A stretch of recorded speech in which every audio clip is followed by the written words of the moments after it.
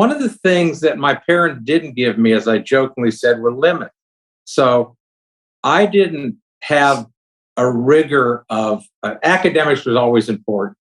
So I don't want to give the impression that it wasn't. But I didn't have the set study time. I didn't have parents who laid down schedules and routine. And I think a lot had to do with their age. They were happy, that I was, born, at least for most of the time they were. And, they both worked. So it was like, little Curdy, he'll study, he'll read, he'll do his stuff. Ironically, and as you know, because we talk about it, I am very curious. I'm a monster reader. I read 3 or 4 books at the same time. That didn't happen until I was about 22 years old. In undergraduate school, if I liked the course, I got an A. If I didn't like it, I didn't go to class and I got a C. And when I tell people that, they say, how did that lead you to getting a PhD in psychology? Well, it was 1969, 68, and there was a Vietnam War. And I wasn't particularly adept at shooting and fighting, at least in my own mind. So like many of my cohorts, we looked for alternatives to that war. And one of the alternatives was to teach special education.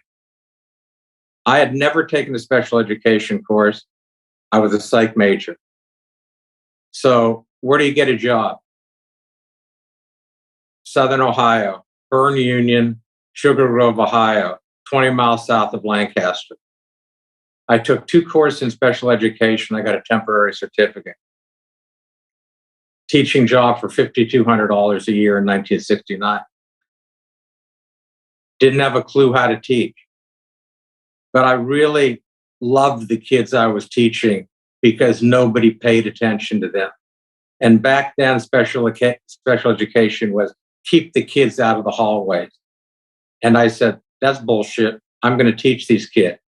And I basically created, just because I was curious, non-educational techniques of instruction. I bring in the newspaper and I'd cut out ads out of the dispatch. And I'd set up a little grocery store and I'd teach these kids how to exchange money and know when they were short change. Or, I had them draw the large overhead projector, the map of the United States on one of the walls. The school was just decrepit. So I wasn't, displacing any property. And nobody ever taught these kids. Mm-hmm. Long story short, I became so involved with that I said, I want to go back to graduate school and become a psychologist.